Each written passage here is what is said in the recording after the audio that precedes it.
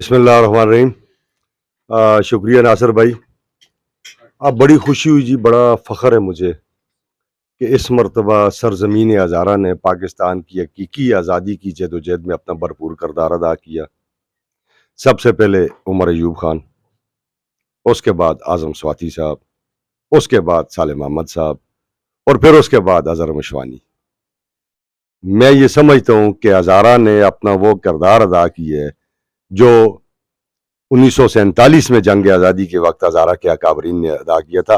आज हमारे इन बुजुर्गों ने और इन जवान ने हमारा सर फख्र से बुलंद कर दिया है। मैं देख रहा हूँ इनकी फैमिली का मोराल बड़ा ज़बरदस्त है, इनका अपना मोराल बड़ा ज़बरदस्त है, इनके बहनों भाइयों का मोराल बड़ा ज़बरदस्त है, हमारी पार्टी का मोराल बड़ा ज़बरदस्त है। और ये इस बात की गमाजी है कि इंशाअल्लाह ताला हम जनाब इमरान खान की सरबराही में हकीकी आज़ादी की मंजिल को पाएंगे और पाकिस्तान की आज़ादी में इंशाअल्लाह ताला हकीकी मानों में आज़ाद होगा। पाकिस्तान जिंदाबाद, पाकिस्तान तहरीक इंसाफ पाइंदाबाद।